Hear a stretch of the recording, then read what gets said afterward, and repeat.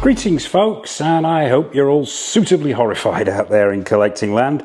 And as Samhain approaches, it's time for our Don't Make Me Choose Halloween special. For the uninitiated, the format of the video comes courtesy of Dean Knight, and what I'll be doing is picking two comparable action figures, statues or collectibles, sticking them in the ring together for one round of pugilistic battle, and the winner gets to stay, but the loser unfortunately has to go forever. But before we dive into our first horror-themed battle, I'd like to say a massive thank you to everyone who subscribed to the channel, and please drop a like on this video and help other people find the channel, and don't forget to subscribe and mash that bell notification icon so you don't miss any of the content coming up. So without further ado, let's go to the tail of the tape for our first horror bout of the evening. Okay folks, so time for the first bout of the evening, and it's a battle of the quarter scale heavy hitters. It's necker on necker action. In the red corner we have the Crow, aka Eric Draven, as played by Brandon Lee in the now cult film. The quarter scale take by necker on him, and a cracking figure it is too. Both old ones these, but they still pack a punch. The outfit on this is really good. The attention to detail, the paint applications are all very good indeed, and as I say, definitely stood the test of time. Everything from the ropes on the legs there to the chain round the neck, the ropes around the chest. Limited articulation on these quarter scale figures, not the best in the world. You're pretty much limited to one or two static poses, but still a fantastic piece for its time, and I absolutely love this piece. Fair to say at this point as well, everything you see in this Don't Make Me Choose video will have been reviewed on the channel. Well, 99% of it will have been reviewed. If it hasn't been reviewed already, then it will be coming up for review. So if you want any more detail on any of the pieces that you see, please check out the channel for the full review. But yeah, I love this piece. I think it's great. I really do. The presence is there, the screen accuracy is there. If I had any complaints at all, it would be that head sculpt. Slightly off, not stood the test of time very well. And I know a lot of people like this, and so I'm going to be a bit controversial here, but I don't think it's that good. I think it's slightly too long, and there's something off about it for me, but it doesn't, it's not a deal breaker. I still love the piece. That guitar on his back I added. I didn't add that crow that's pegged to his shoulder. That comes with the figure, and it's got that ridiculous speaking function by shoving batteries in the back in the most ridiculous place possible, where it's damn near impossible to get them in.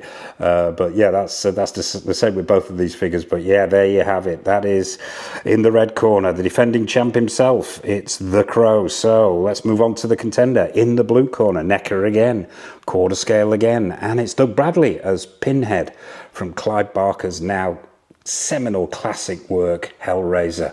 Oh, I do like this. Even today, even all these years down the line, I've had these pieces a long time, I still love this one. No problems with the articulation in the legs on this one, because he's wearing that skirt, which doesn't move. It's solid plastic, but you've got the knives there that are all bloodied up. You've got that open chest with the flesh that's been stripped away. There is some articulation, 3 points in this arm, but on the whole, it's a couple of static poses like the other one. But yeah, the attention to detail, absolutely on point. The paint applications are great. Now that head sculpt, I love this Doug Bradley head sculpt, and a lot of companies have had a go at this character, and a lot of companies have fallen on their asses, but I still think this head sculpt stands up today as one of the best of Doug Bradley. The paint applications, the proportion of those nails, the expression that Necker chose to go with, I think it's just a stunning piece, even for its age. I think both these pieces stand up amazingly well, but I've got to choose who stays and who goes. Oh God, this is not an easy decision. I love both these pieces. They've both got their pluses and their minuses. Iconic, the Crow, but iconic Pinhead. Okay, metaphorical gun to my head. I've got to choose. Time's running out. Which one stays? Which one goes? Oh, damn, this is difficult. Oh, this hurts. This is painful. Right. Running out of time. Come on, make a decision. Okay, I'm going to be controversial here. I'm going to go Pinhead. Pinhead stays. It's the Crow that goes. Yeah, and I know how iconic that piece is, but I just love this quarter scale take. from NECA on Pinhead. I think it's such an amazing character and such an amazing piece of work from NECA. Yeah, Pinhead stays, and unfortunately we're going to have to say goodbye to Eric Draven. Really sorry about this. Yeah, I love both of these, but I've got to get rid of one. So yeah, there it is. That's my decision. I've got to stick by it. So yeah, we're going to have to say goodbye to Eric, and Pinhead stays. Damn, that hurt. Let's move on to the next bout. I'm going to have to go and take some painkillers. That hurt. Okay, ladies and gentlemen, I have just about recovered from the previous bout. I've gone into a corner, had a cry, been consoled, and called my therapist. So it's time for bout 2 of the evening, and I have to say this is probably the most unusual bout that we've ever had on Don't Make Me Choose. Yeah, not figures. What we've got in the red corner, and it's a trick or treat doubleheader this time. We've had the NECA on NECA battle. We're now having the TOTS battle. So yeah, in the red corner we have the Kandarian dagger from Evil Dead 2, Dead by Dawn. Brought to us, as I say, by Trick or Treat Studios. Beautiful replica, this. Really, really nicely done. Super heavy, super detailed. Just absolutely phenomenal work from them. I love this piece. Got some weathering to do on it, which I never ever got round to doing. But yeah, I think the screen accuracy's there. The film itself, I absolutely love, as regulars to the channel will know. But the detailing's there. The paint is pretty good. As I mentioned before, it's this area up here on the handle that probably needs a little bit of TLC just to weather it up. Some of the bone work on there and the skull and so forth looks a little bit too clean, and some of that mud that's supposed to be in the gaps there needs a bit of work. But overall, I think straight out of the box, it's a great representation of the Kandarian dagger. Super heavy. If you're picking this piece up, be super careful because it's got some heft to it. You could actually do some damage with it. But the scaling's right, the proportions are right, everything is nailed on. And then the cherry on the cake, the icing, the Halloween icing, is this wooden base that comes with it. This really, really nicely done base with the Evil Dead 2 Dead by Dawn logo in the center there. So yeah, that's the red corner. It's the Trick or Treat Studios Kandarian dagger from Evil Dead 2. So the contender in the blue corner, once again from TOTS, we have the Necronomicon Ex Mortis, the Book of the Dead. And really, really nicely done this is too. There's a lot of super expensive replicas out there and custom jobs. This one doesn't cost the kidney on eBay to fund, but I think it's really, really nicely done. I'm going to go one-handed here and bring this a little bit closer into shot so you can see some of the details. But yeah, they've got this sort of rubber latex cover going on. I shall just drop it down so we can get a closer look at this. Yeah, it's just really, really nicely done. And I'm going to stand up at this point so we can get all this in shot. But yeah, the detailing on here is really, really nice and screen accurate. It just feels good as well.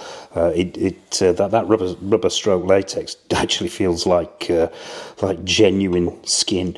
And I also spent some time with this piece and actually did a little bit of work to it. And we'll open it up so you can see what I did. I actually weathered the inside, and this took some time. It really did, because it doesn't come like this. The internal pages are very, very clean when you get it out of the box, brand new. There's some weathering on the edges, but yeah, all this work I did on the inside with a number of different techniques and materials to give it that fully weathered look. And yeah, this is the result.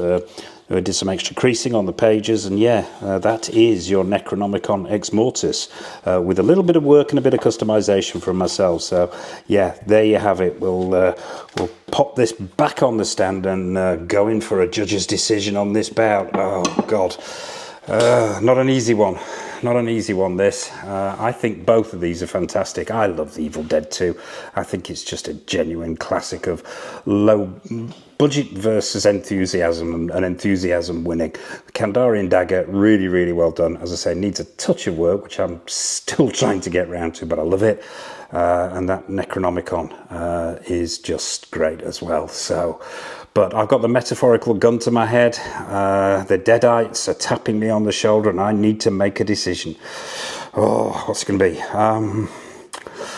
Yeah, I think actually in hindsight, this is going to be an easy one. It's going to be an easy one, this one. It's always going to be the Necronomicon, simply because of the amount of work I put into this. I couldn't lose this. It took me quite a while to get it to the state that you see it in.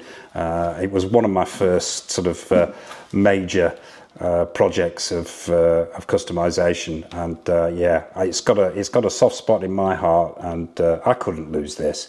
I just love it so much. So yeah, that's today's winner on this bout then. Round 2 goes to the Necronomicon Ex Mortis, the Book of the Dead, with a little bit of helping hand customization from me. So yeah, there you have it. Unfortunately, the Kandarian dagger has to leave us, and I will miss this piece. I think it really, really is unique, and I think Tots did a fantastic job, but you know, that's it. The judge's decision is final, so it's Necronomicon all the way. So yeah, the winner on a points decision, it's the Book of the Dead. So moving swiftly on to bout 3. Okay, folks, so it's time for the penultimate bout of the evening, and it's two titans of the horror world. Yeah, it's Michael versus Freddy, and one of them's got to stay, one of them's got to go. It's just the way this has worked out, but in this particular video is that they're pretty much all from the same company, I think, bar the last one of these bouts. But yeah, both of these are from Sideshow, so you could, I suppose, call this a Sideshow showdown.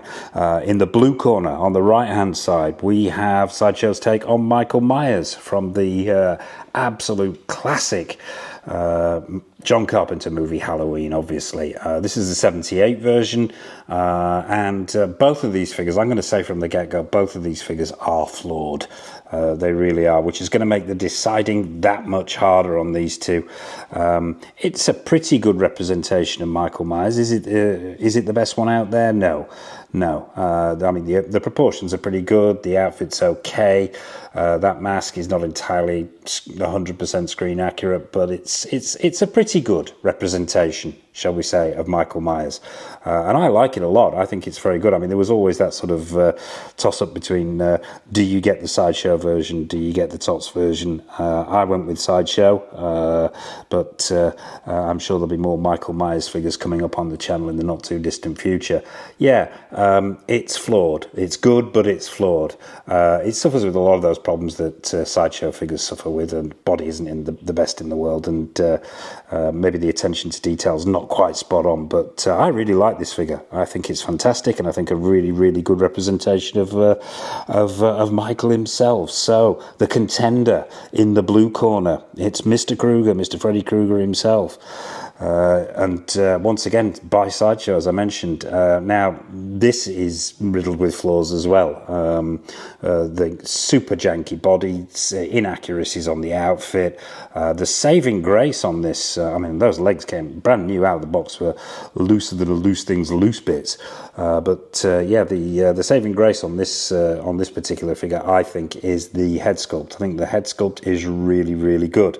And also those hands, you've got metal interchangeable hands on this figure, which was really nice to see. But yeah, plastic hat, maybe inaccurate, not the best in the world. Would have liked to have seen a full cloth hat there, and the colours on the outfit aren't perhaps the best. And as I say, super janky body, brand new, which we know can happen with some Sideshow figures. So there you have it. That is the red corner Michael Myers, blue corner Freddy Krueger, Freddy versus Jason. Who's going to be victorious?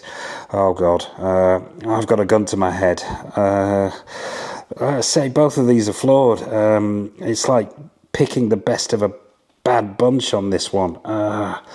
It's going to come down to personal taste. It really is. I do like that Freddy. I think that that head sculpt is very good considering the other issues there. But the Michael, could I be without the Michael? Oh God! Right, I've got to make a decision here. I've got to get off the fence. It's causing me excruciating pain. I'm going to go with. I'm going to go out the room and just leave the camera here and let you stare at these two for a while. I'm going to go with a Michael. I've made a decision. There it is. I'm going to go with the Michael Myers. I simply couldn't be without a Michael Myers, a representation of Michael Myers in the collection.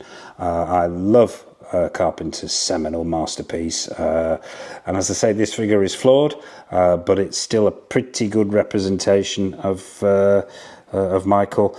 There's just too many issues with this particular version of Freddy. The body is so loose and janky. Yes, it's a good head sculpt, but the downsides, there's too many downsides with this one. So yeah, there you have it. Points decision, this one, and the winner is the red corner. It's Michael himself. So there you have it, folks. That is the penultimate bout of the evening, taken by the masked killer himself, Michael Myers. So without further ado, let's move on to the final bout of the evening. Okay, folks, so it's time for the final bout of this Halloween Don't Make Me Choose special, and it's the Battle of the Redmond toys this time. Two red corners going on in this bout. It's just, as I said before, this is just how it worked out. This wasn't intentional, but the fact that each bout has been between the same company is just a coincidence. But yeah, we'll start with the red corner in this final bout, and we have got Redmond Toys' take on David from the Lost Boys, that 80s vampire classic. And I think this is a great little piece, I really do. A lot of, shall we say, differing opinions on Redmond Toys and how they acquire the necessaries for their head sculpts and so on. But I think this is a fantastic piece, I really, really do. I think it's a brilliant example of Redmond Toys producing a really, really high quality product at a decent price point. Whether it's been lifted from somebody else is open to debate and an argument that we won't have here. But yeah, the screen accuracy's there, the proportions are right, the accessories are great with this figure. Comes with two swap out head sculpts, and I'm gonna put my arse on the line here. I think this head sculpt by Redmond Toys of Kiefer Sutherland is better than the most recent Sideshow version. That's just my opinion. Don't hang me out to dry on it. As I say, it's a personal opinion, but I think it's an absolutely amazing head sculpt. This one, the eyes are nice and glassy. Just the whole package there. There isn't an angle that you can look at this figure from and not see David from the Lost Boys. So yeah, and in the other red corner, once again, it's Redmond Toys. It's the Redmond corners.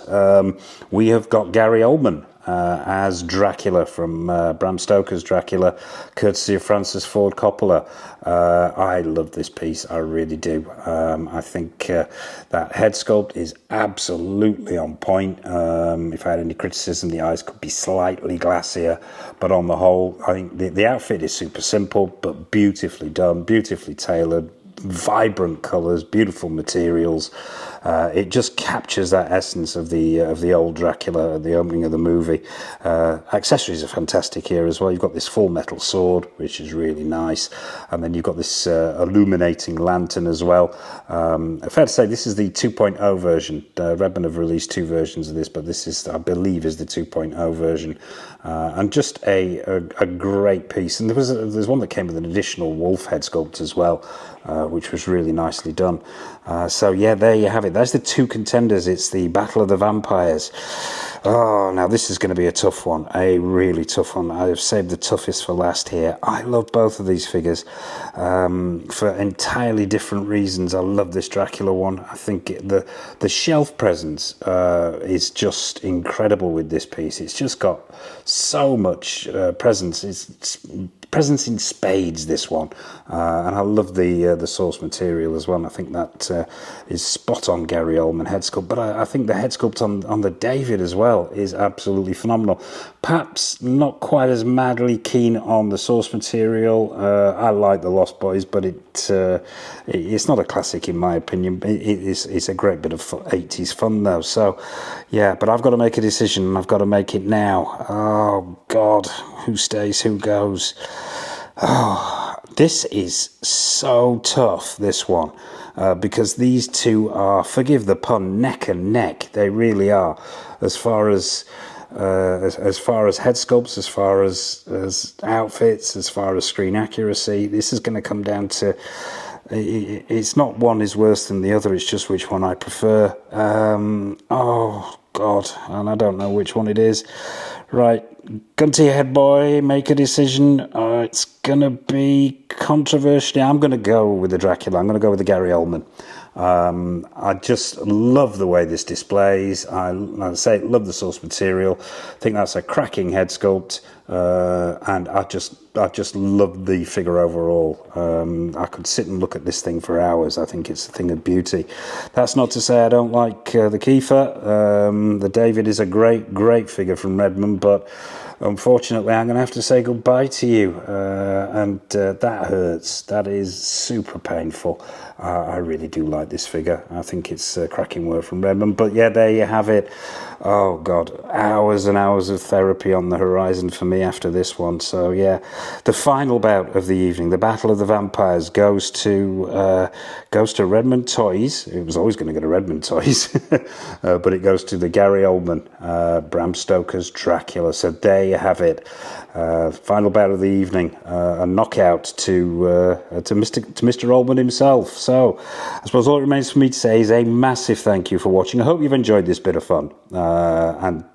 Yeah, please hit that like button, hit that bell notification icon and subscribe button, and so you're not missing anything that's coming up on the channel. We have loads more stuff coming up. We've got new figures coming in from Hot Toys, from Caustic Plastic, from Iconic, from In Art, from Present Toys, Susu Toys. We've got retro reviews. We've got plenty more episodes of this Don't Make Me Choose, although I do have to leave a gap between episodes for me to recover psychologically. So yeah, so as I said, please hit that bell notification icon and subscribe button so you're not missing any of the good stuff. And I suppose all that remains for me to say from Vampire number 1 and Vampire number 2, thank you for watching. Take care of yourselves. Have a very happy Halloween and happy collecting. And until next time on the channel, take care of yourselves and see you soon.